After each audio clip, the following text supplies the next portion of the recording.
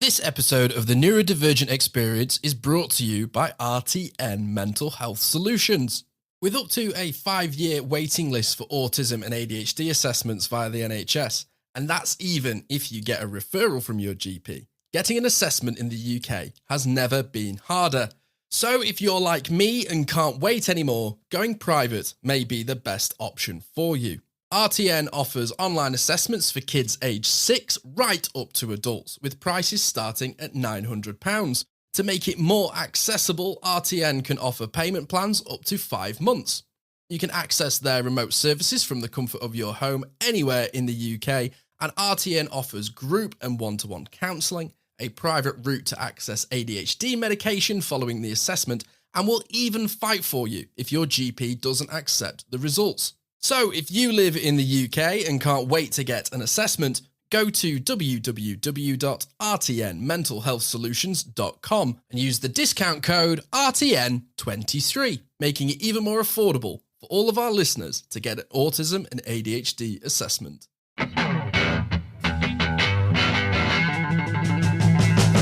Hello and welcome to the Neurodivergent Experience. I'm your host, Jordan James, also known as the Autistic Photographer, and I'm joined by my co-host and very best friend, Simon Scott. Hello, welcome back to another episode. This week we are talking about medical professionals and NDs not being taken seriously.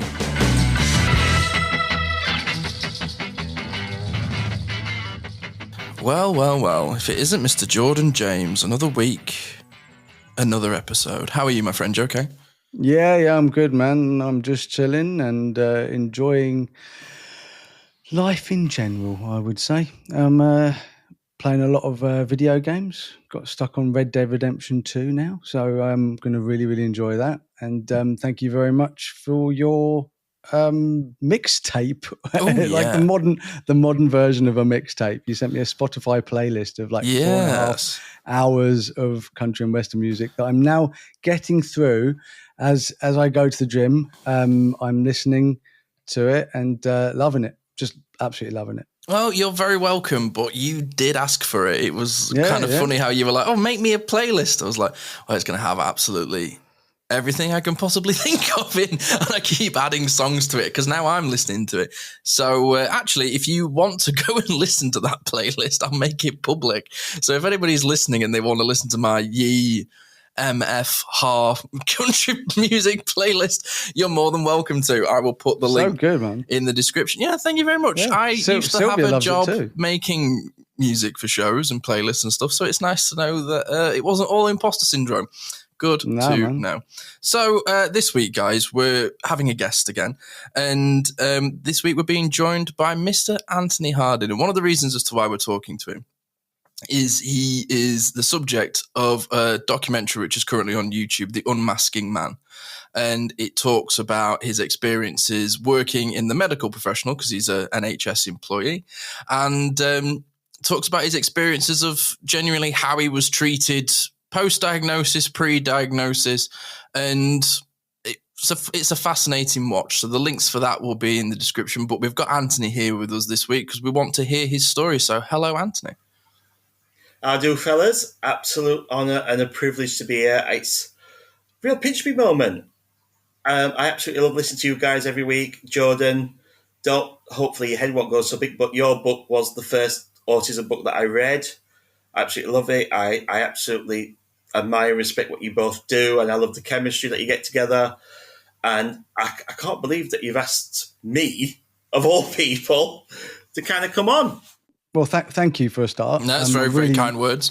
Yeah. Really appreciate you you reading the book, and I'm so glad it had a positive impact. There's a lot of people involved in it. Well, it definitely wasn't just me, but it was a real fantastic experience creating something. I'm so glad that it's being positive, just like this podcast. But the reason I suggested to Simon that you should be a guest is because obviously you were sending me things you were doing, and I get a lot of people sending me stuff, like a lot of people, and so most of the time I'm just trying to get the spoons to get through it. But your one really resonated with me, and I watched your documentary, which in general is pretty outstanding for me, because normally I'm just like, PDA is like, I'm just like, no, I'm not. Somebody's asked me to do something, so I won't do it. But I did do it, and I'm really glad I did it, because the documentary was really, really good. And I was like, okay, this guy has been treated like crap, and that made me angry, as many things do. And I was like, okay, Simon, we need this guy to tell his story, because I will praise the NHS when they do a good job. I'm the first to do it. But at the end of the day, the NHS has so far to go before it starts recognizing actual neurodivergence and starts really helping neurodivergent people. And when I listened to your experience, it literally just highlighted what I've always thought. It's just, there is a core within the NHS that just does not understand autism, does not understand ADHD, does not understand neurodivergent conditions, and they definitely should. So thank you so much for coming and just, thank you for having the spoons to be able to do something like that. Wow. That means so much to me. Really, really does. To hear it from you. Oh, that's cool, dude. Okay. Yeah. Okay. I give myself praise, but I don't take it very well. Yeah, I'm awesome. But if you say I'm awesome, it's a very funny. Yeah, it's a wild experience to witness live. It is very strange. It really is. So, Anthony, what is your role currently in the NHS? I'm a nurse associate, which a bit of an in-betweener. So I have a nursing degree, a foundation degree. I kind of can do sort of the same things as a registered nurse, but there's certain things I can't do. Somebody summed it up brilliantly. Basically, if a patient is being looked after by a registered nurse, it's sort of like flying with British Airways or Emirates. When you're with a nurse associate, it's sort of a patient's being cared for by a nurse associate. It's basically like flying with Ryanair or EasyJet. Right, you're getting the same sort of care. But obviously, we don't get paid as much. Slightly less responsibilities, but we more or less do the same thing. So I am a registered healthcare professional. And so I do a lot of patient care, so medications, bloods, inhaler techniques, dressings, plaster casts, all sorts of stuff. I'm a bit of jack of all trades within the NHS. You're on the front line. Yeah, you're on the front line. Oh, God, yeah. Yeah, on the front line and centre. So when people are, I'm guessing you're in a accident and emergency if you're dealing with like medication and blood and things like that. Oh, it's outpatients at the moment, but I've had lots of experiences on the wards. I've done A&E, I've done placements here, there and everywhere. I've done mental health learning disabilities, care homes, so obviously part of placements and stuff. I've been where I am now, where I work for 2.5 years, so seen and done and witnessed quite a few things. So we're sort of on the front. Some good, some not great, some quite traumatic. But I love what I do and I love helping people. That's why I decided I wanted to do it, because I wanted to help people that needed to be helped rather than just help people like I used to do, like people with like loads of money and don't know what to do with it and feel like they can talk to you like somebody you've studied. No, I just want to say thank you. Just for me, I mean, I'm not a big fan of the organisation of the NHS. I'm certainly not a big fan of the management of the way that they run it, but I will always appreciate, especially on the ground, frontline workers. You guys and girls, you're all heroes, as far as I'm concerned, especially during COVID. What you all did was phenomenal. I certainly wouldn't have put up with a lot of what you guys did. And I think the government absolutely let you all down and out there bloody clapping things like it was going to make any bloody difference. So, yeah, just amazing. Thank you so much to you and all your colleagues who do a great job every day. So, Anthony, you what are you? What are you? At the end of the day, you're here because you're neurodivergent. How are you neurodivergent? I've always been a bit of an oddball. I've been a bit weird. I've been sort of obsessed with certain things. My specialist interests on like planes and trains and sort of thing. My specialist interests are Tottenham Hotspur, Louise Redknapp, Superman comics, or the DCEU, watching films, 80s films, 90s films, good music knowledge, all kind of different types of stuff. But I've kind of never sort of followed the trend sort of thing. I've sort of always been my own person. So you're autistic? Yes. Which is essentially one word. Yes. Yes. Like that was one way of saying that you're autistic. I like that way. Me too. So very much so. So were you recently diagnosed? I'm coming up to be 2 years in November. Okay, so when November 2022. Me too. Same time. Yeah, I'm old. I'm old school. I was 37, something like that. Now you're like, I was there when it was the Asperger's. Oh my God, yeah, literally. I was there with the in brackets Asperger's. Yeah, we're like the new wave, was me and Anthony. So when you started training with the NHS, how was that? Was that what, 2020? I've been with the NHS since 2018. Okay. So I did I was support worker roles, and I've sort of worked my way up, sort of thing. Fantastic. I ended up doing wonderful. Done a few bits. I retook my maths and English GCSEs 22 years after I failed them at school and passed them, and got onto the training nurse associate apprenticeship. That's really good, man. Qualified, and been qualified for 2.5 years. Yeah, that's fantastic. I mean, so many of us never really did what we should have done at school. I know me, I didn't walk out with particularly good GCSEs, and I have had to work my way up. So it's a hard slog, and we're often forgotten about. And you're of my gen. How old are you, Anthony? 42. So you're younger than me. I was at 40. You're younger than me, man. I'm old. I'm so old. Aged wizened. But so old. You use better moisturiser, I can tell that. No, this is the crazy thing, is that my family, my wife is a skin expert. She's a beauty expert, and she has this amazing autistic. She says, I'm not routine based, and I'm like, your entire beauty regime is routine based. And my kids will always say, oh, you should put something on your face, and I go, I do. It's called soap. So if anybody would like to know why I look so young, soap and hot water, and and I don't know if you know that, but that's cheaper than all the other school rubbish. Yeah, literally, yeah. Old school, the oldest of the literally, old school. You are old school. Yeah, I clean my face with a pummel stone. You've got one of those sort of big back scrubs like back in the 80s, and when your mum used to put Dettol in the bath. Oh my God, no. This is the scene now. Jordan's understanding the northern experience of growing up in the 80s. I had wash women, and a bit like in Coming to America, they would just wash me. Anthony will be similar to my dad. Oh, we only had a bath in my lit living room floor, and we'd all share same water every night.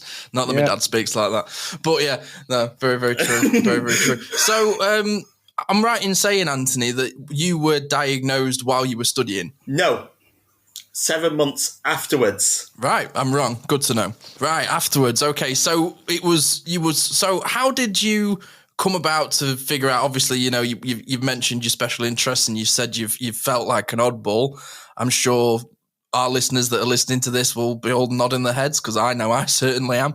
And so what was the light bulb moment? What was when you went, I think I might be autistic? When I was studying, that was the light bulb moment, because I was really, really struggling. I was doing everything that was being asked of me, but yet they were giving me more hoops to jump through. I seemed to be doing a lot more work compared to my peers who were doing the same course as me at the same time, same hospital, same university. I was constantly getting in trouble, summoned to meetings all the time. Just something wasn't right, and it was getting me anxious and upset and getting me down, and something wasn't right. Something wasn't sticking. And because I was getting in trouble all the time and summoned to meetings and you're not doing this right, you're not doing that right, constantly qualified experienced nurses constantly on my back all the time, that meant that I had to get union reps involved, and then a union rep said, well, maybe you're struggling because you're neurodivergent in some way. It's sad to me that it takes a union rep who's not medically qualified, I'm going to guess, not medically trained, to recognize your neurodivergence, which after, just watching your documentary, you say in the documentary, oh, I don't look autistic, and I was going, yeah, you do. I do. I know I do. Because I recognize, and the thing is autism doesn't have a look; it has nuances. It has nuances. So the way that you move your head, the way that your speech goes, the way in which you look, you look autistic, but you don't look autistic, if you know what I mean. Like, your behaviors to me were clearly that of an autistic person. And I've got a lot of experience in this field, a little bit, but you would have thought that your colleagues, the people teaching you, the people who were actually medically trained, would have recognized neurodivergence a mile away, because my experience with the NHS is that they absolutely don't, because unless they're trained properly, because training is unless they're trained properly, they're not going to recognize it, which is incredibly sad. And it put you through a lot of traumatic experiences that you didn't need to go through. And you're such a nice guy. It annoys me that you are seen in a negative way, because that's not you.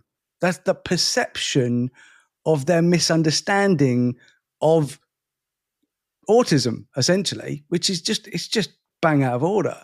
Which is shocking, if you think about it, which is shocking. These are qualified and experienced nurses and healthcare professionals who work for our NHS, and not a single one of them, bear in mind, not only the ones that I worked with on placements and stuff, but the ones at university, because they're all qualified and experienced doctors and nurses and things.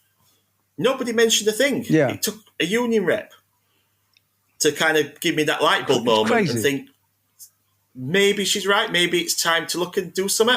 I've got to ask you, Anthony, what neurodivergence training did you learn when you were studying? Oh, that's a good question. NAFL. Oh, that is the answer I was expecting. Why do you think I mentioned it in the documentary? I did an interview for the Nursing Times that came out yesterday. Well, yesterday as we're recording, it might be a week, 2 weeks before. I'll put the link in the description for anyone that's listening so they can go and read it, because it's a fabulous article. Just to do mandatory, just to include neurodiversity in the annual practice supervisor training, which every nurse, every midwife, every nurse associate, anyone that's on the NMC register has to do every year, so that it can support students and new employees coming in. Because I kind of did mine, and it said, like I say in the documentary, saying constantly being late, ringing in sick, overconfident, cocky, constantly making errors all the time. Says, where does it say potential neurodivergent? Doesn't say, it says bugger all. And if that was in there, then maybe someone who works for the NHS might have had that light bulb moment and thought, oh, maybe you are autistic, maybe you've got ADHD, or that you've got a neurodivergent condition. But nothing. Yeah, because in a lot of workplaces and a lot of companies, they're not going to recognize it, because at the end of the day, that isn't part of their world. But whether I agree with it or not, and that is a personal opinion, it is a medical thing. Like, these are known as disorders or conditions. I don't like either of those words, but that is the facts, right? So on the NHS website, the other week, we went through the list of autism and ADHD. What would they call them? I've erased it from memory, mate. I didn't get the information. I got rid of it. I'm sorry. It was so bad. I've not even looked at it. Like, God, you know what? I really need. Here we go. Signs. Yeah, lovely, great. Yeah. So the NHS signs of autism on their website.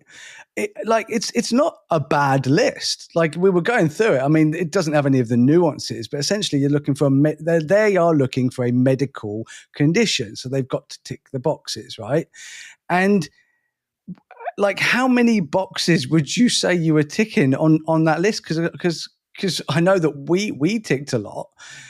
So essentially, why don't the people who work for the NHS understand these things? Like, I know that not everyone's a doctor, even though the doctors don't know most of these things.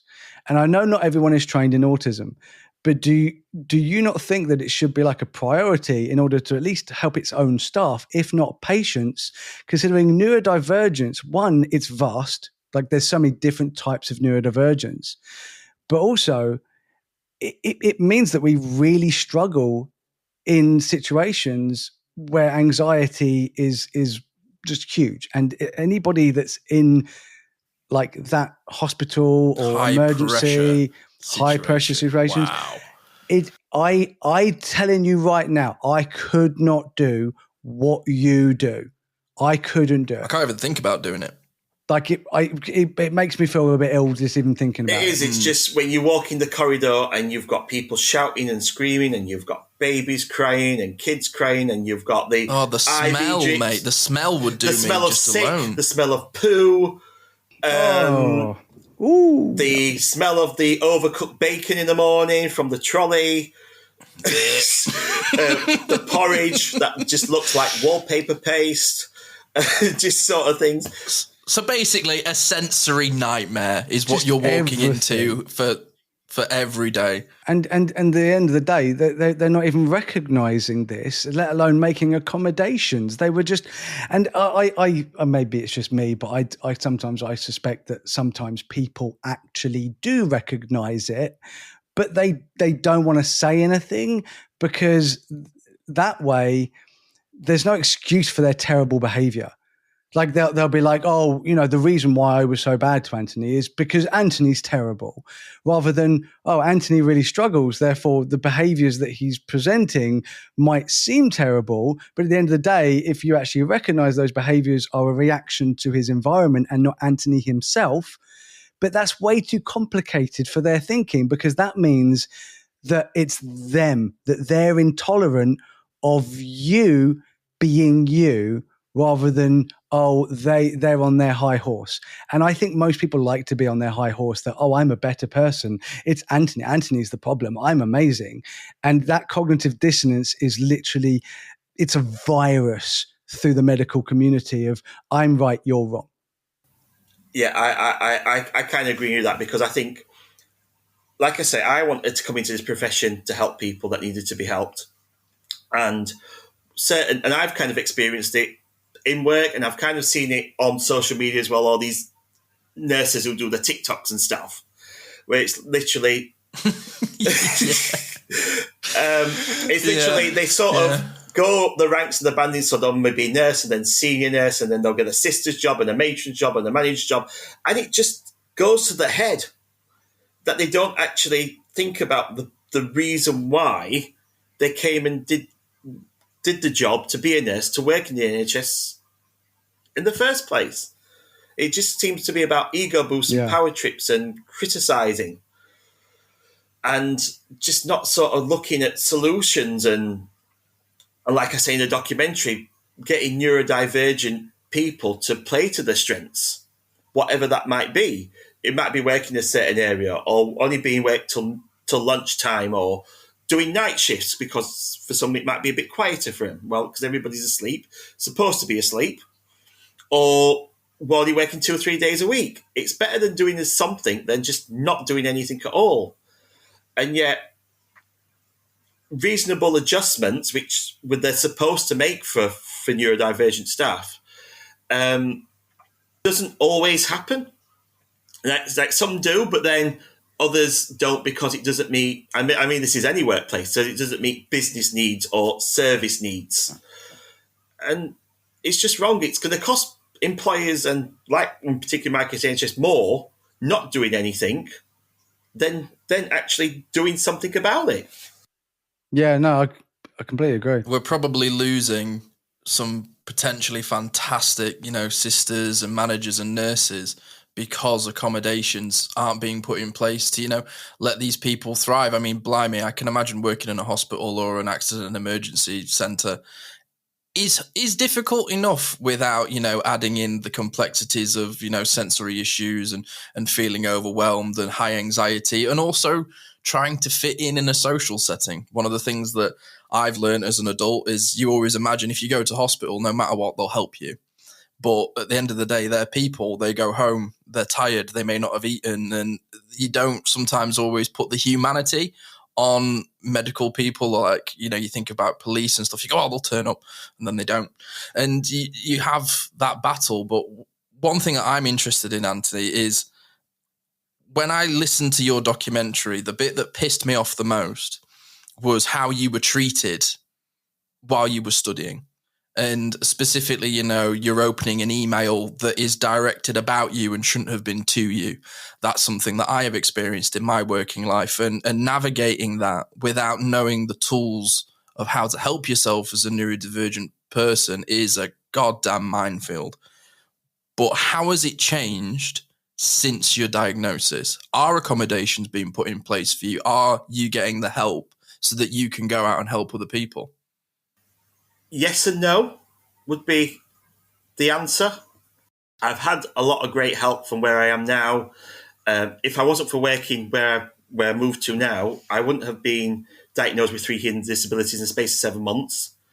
I wouldn't have got the aftercare that I received, which happened through occupational health and mentorship through Autism Plus, which I get once a week, and counselling that I had, and sessions with some psychologists and peer support. That would not happen. And I wouldn't have sort of like certain equipment. So like I've got my own laptop, which is like got an orange tint to it because of my dyslexia and dyspraxia, which helps nice. But then they'll only do certain things. So because again, they say because of business needs or service needs. So like things like shifts and, like I say, like I can only work certain days. There's only certain days I can work because of childcare reasons or because of obviously, I've only got so many spoons. So there's only so many hours that I feel that I can do before I go into sort of burnout and meltdown and shut down. But then it's sort of like, well, no, because we need somebody to work this day, or we need somebody to work till this certain time.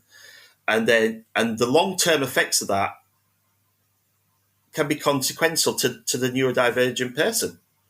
So in terms of sort of like a health access.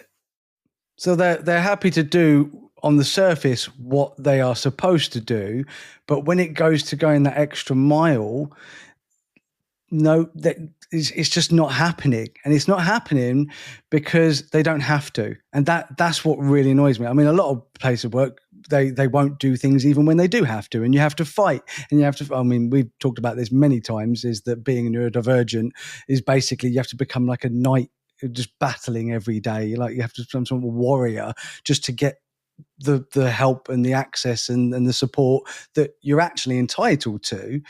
Like there's actually charities out there, their whole thing is to help autistic, ADHD, dyslexia people get what they deserve from the companies they work for. Like no one should have to make an entire charity just to help people. People should just be helping us, because the benefit to helping us is that you will get an absolutely brilliant person doing that specific job if that's the thing they chose to do and that's what they want to do. And in a supportive environment, it's only going to be better for their business. NHS is a business. Let's not even pretend that it's not, right? It's going to be better because if you take care of your people, they'll take care of you. They'll respect you. They'll want to go the extra mile.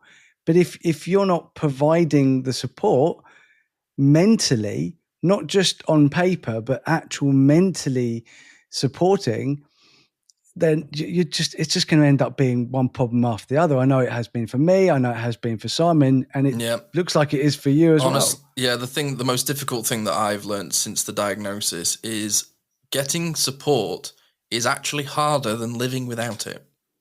Yeah, that was something somebody said on my page. It was profound. It's like, what yeah, it the stuck hell? with me so much. Oh yeah, that really messed with my head. The fact that you'd rather have no support than having to fight for the support that you are like meant to have. Yeah, it's what you call your quote unquote rights, but this doesn't mean that it's right, is it? So do you see this sort of treatment of neurodivergent people, not just yourself? Have you witnessed it for other neurodivergent people, not their neurodivergence not being taken into account especially when it comes to their mental health?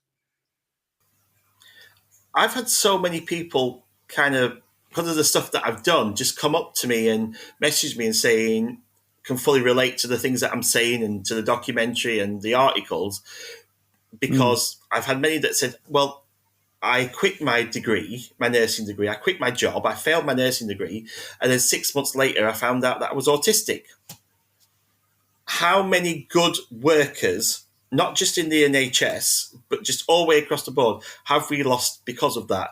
Who are now sat at home, rock bottom on confidence, because they've tried to pick themselves up to get into work, to make a contribution to society, and yet they're at home not having a purpose.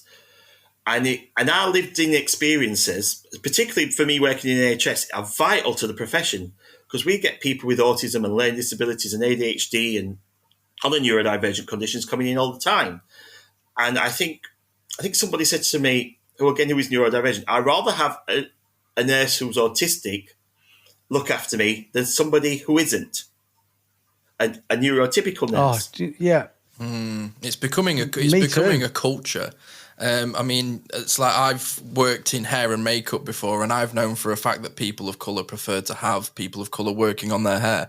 I am a big believer in that. If I need a mental health professional, I would like an autistic person. Yes, please and thank you. That would be great, because then I'm not going to waste the 5 out of the 6 sessions explaining why I am the way I am, so that they can understand it. I just need the help. Because we get it. I don't need to be interviewed, because you get it. There's no fluff. It's just, yep, I get it. It's like when Jordan was saying, the nuances since my diagnosis period, and I'm correct me if I'm wrong, Anthony, I'm sure you're the same. It's like a language. You can just see it. It's like I will talk to somebody and I know that they're autistic because I almost relax around them and I feel more myself. And it's like I had a friend mentioned to me the other day, they went, I went on a work thing and everyone was neurotypical, and it was the most painful thing in my life because I realized that everyone was the same except me. And I'm sure you must find that really frustrating when you see, people coming into the service and you can kind of see what they need. Are you in a place to be able to, give autistic people the accommodations and help they need when you're trying to apply the service, or do you really have to stick to the, the book, the code? I think reasonable adjustments should be made for anybody. And if I can do it on the spot, I will make that executive decision and do it on the spot.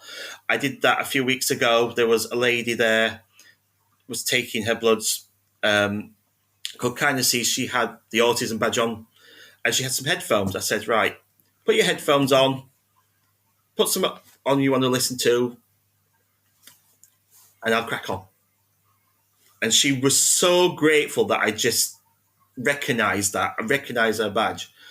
And I did say to her afterwards, I saw your badge and I get it because I am one of you too.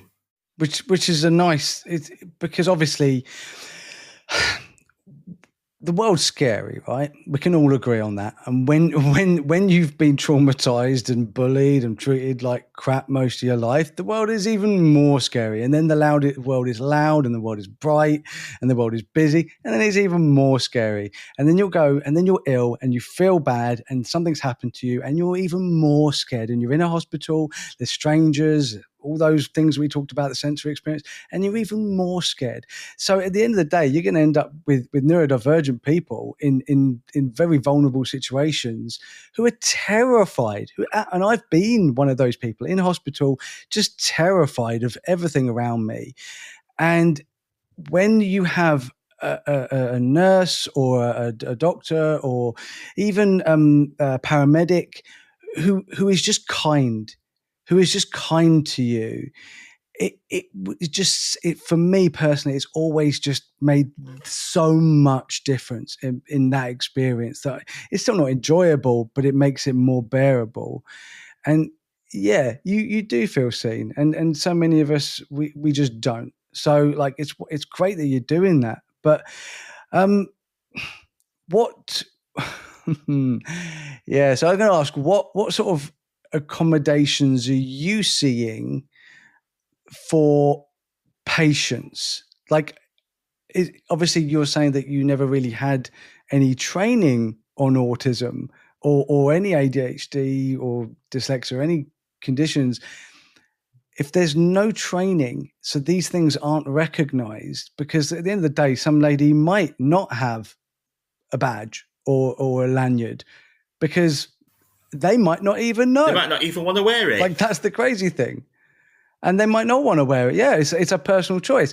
So, like, are you seeing any changes? Are you seeing any positives that we can we actually think of anything good to say? I mean, in the last 12 months, there have been some improvements. I mean, the Oliver McGowan training is now coming to force. That's like mandatory training for anybody that works in the NHS supporting patients with autism and learning disabilities, which is, I think, is a really positive start. But I think the NHS and healthcare has got a long way to go because they've got to play catch up. And as there's more people being late diagnosed, like ourselves, there's going to be more autistics and more ADHDers and more neurodivergent people, and they're going to need the support. And the NHS needs to not be lagging behind as such. That's why I've kind of mentioned about as well. Now it's great that we've got something to kind of support patients. We need the same for staff. Yeah, I completely agree. And I do wonder, what do you think needs to happen, Anthony, for it to be taken seriously, for it to be recognised? What do you think is going to be the thing that we can do as a community and as a culture to get it through to them? Give it a kick up the backside. Apart from that, I think we just need to start. We just need to keep fighting. We need to put those neurodivergent boxing gloves on and keep fighting for what we deserve. We need the support. We're human. Yes, we're neurodivergent and we've got hidden disabilities, but we're human beings at the end of the day, and we've got equal rights as just to anybody else. And certain things, even the small things, can make a massive, massive difference. And I always like to treat people the way that I want to be treated. And like I said, having people there, whether it's the NHS, whether it's at college, whether it's at McDonald's, having lived-in experiences can be vital to the workplace. Yeah, I think one of the most important things is that I mean, it's good that you were asked to do this documentary. I don't know if it was a box ticking exercise and they were like, oh, we need one of them to do it, because at the end of the day, you ended up having to do the documentary yourself, even though it was your work that asked you to do it, and they didn't provide any actual help for it, which was brilliant. But you took it upon yourself to make it, you know, professional with a friend of yours, which I think is really, really good. Like you put a lot of effort into it. So I do recommend anybody to go and watch that documentary on YouTube. We will put a link for we will it. share it as well. Yeah, because like I said, it's powerful, and our stories do need to be told, and not just so a company looks good. Like, oh, we're doing something. You know, it's not for LinkedIn, is it?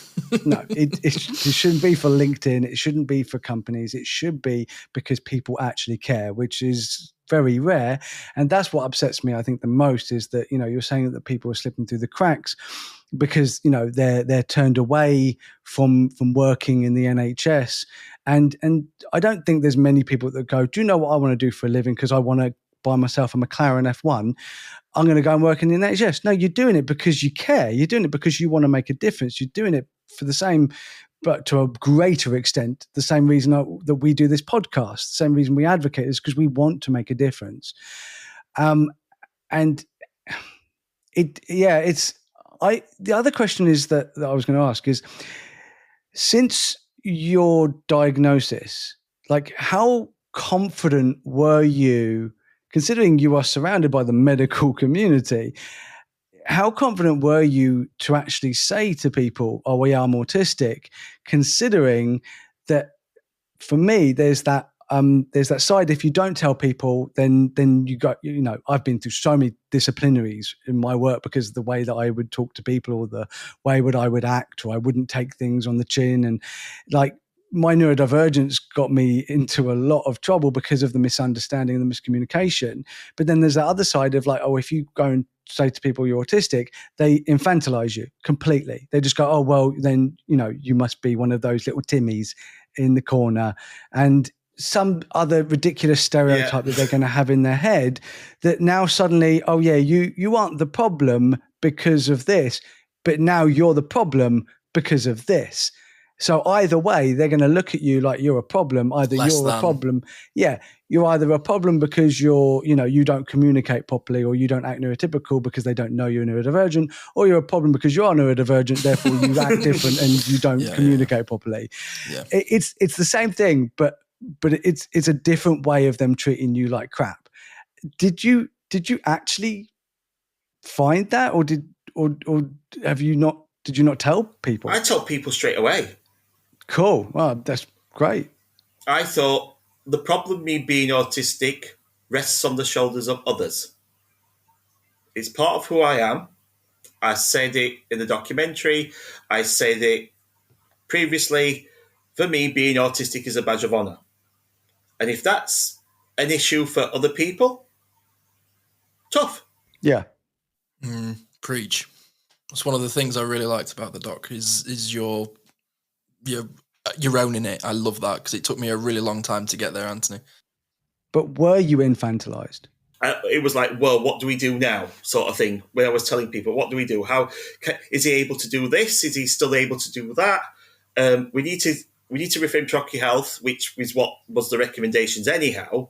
But it was like, well, we can't do anything, so we'll just put you back as supernumerary for a bit till we find out what we need to do. But when they knew all along that was happening, so it literally, I was open and honest about it all the way to management and things. But it's like once it happened, it was like, oh, what do we do now? And it sort of took a few months for things to be put in place and to be redeployed and things, to finally start obviously coming out of the other side of it and trying to say, well, where can we fit him in and what things can he do and how can he help us within that department or within the hospital? And like I say, I seem to be doing like more and more things, and the advocacy work, like I say, which is ultimately resulted in a documentary. I mean, at home, I'm still me. I'm still dad. I'm still self-proclaimed trophy husband. I've still got my qualifications. Nothing's changed. But I am aware what the outside world perceives me as, because I am autistic. But, and I think like part of the documentary was for me that I don't need to kind of tell my story anymore now. It's up there. So if you want to know my story, make a cup or get a can. Here's a YouTube link, spend 20 minutes on that. As I said, me being autistic rests, if that's a problem, then that's a problem that rests on your shoulders. Yeah, no, I agree. But it always does concern me because this whole perception of, because essentially we do have childlike thinking, which is the beauty for me. That's the beautiful part of being the alternative neurotype is that, we do have that lack of synaptic pruning. For me, it's a wonderful thing. as long as you embrace it and it's not mocked or put down, because that can really hurt people. So I'm glad that you're doing what you're doing, and I think it's really great. Welcome to the world of advocacy. I feel like I'm on my way out because it's been so long. I can hand the baton over to others now, and it's like, just you crack on, and it's great to see so many people being inspired by others to then do it, because then you can inspire others to do it, and then you can inspire others to do it, and so on and so forth. So yeah, just for everyone listening, don't be afraid to tell your story. Anthony did it, and we can all do it. We just hope people listen. I think that's the other thing is getting people to care enough, because the bad side to the medical model of autism is that it is just looked at as like, oh, this is the thing that's bad, this is the thing that's wrong with you, and now we have to deal with it. And I think more and more people need to understand that, like, an autistic nurse is going to be far more detailed. They're going to see things that others can't. They're going to see the problems in the system and point them out to their manager, who's just not going to care, which is the opposite to what should be happening, because they should be listening to autistic people, because autistic people can improve things if you just care what they say. So yeah, I think that's the next step, is just getting them to care. So yeah, good luck. Well, they've got to. It's part of their job. I'm out, fresh out of spoons. I think I am as well. I'm sort of. I think I need to take a granddad nap. Yeah, welcome to podcasting, Anthony. We will go and spark out just after this. So if we're all fresh out of spoons, then I think we will naturally wrap up there. Let me play the trumpet.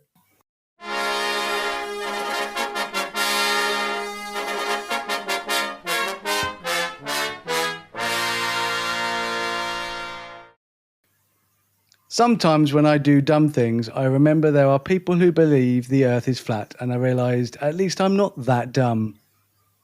Right, that's a good one. Thank you very much for that. Yeah, fair enough. Well, thank you everybody for listening today. And Anthony, thank you for coming on and speaking with us, because I'm sure from medical professionals to autistic advocates to just regular folk that are listening to this will have taken so much from what you've said today, because I know that I have. And if you've enjoyed this episode, or you've enjoyed listening to Anthony's story, the link to the Unmasking Man documentary will be in the link, and I'll also share it on our social media pages as well. So please go and give it a watch, because it is brilliant. So if you've enjoyed this episode, guys, as always, please check it out, or the other episodes. Give it a like, give us a subscribe, keep in touch with us and what we're doing on social media at the Neurodivergent Pod. And if you've seen the little cuddly monkey in the back of Jordan's video, then that means that you've seen our merch. So please go and check it out at Dolly's Daydream Cheshire, on our links in all the descriptions below. If you want to buy a little t-shirt or a hoodie, it helps us keep doing what we're doing. So it's an ape, not a monkey. Oh no, I got it wrong again. That's because you can't. I hate everyone now. Okay, sorry about that, Anthony. Sorry that I've ruined everything by calling an ape a monkey. It has been awesome. Thank you so much, guys. Welcome, dude. Welcome. You're more than welcome. Right, everybody. Till next week. A goodbye. Bye.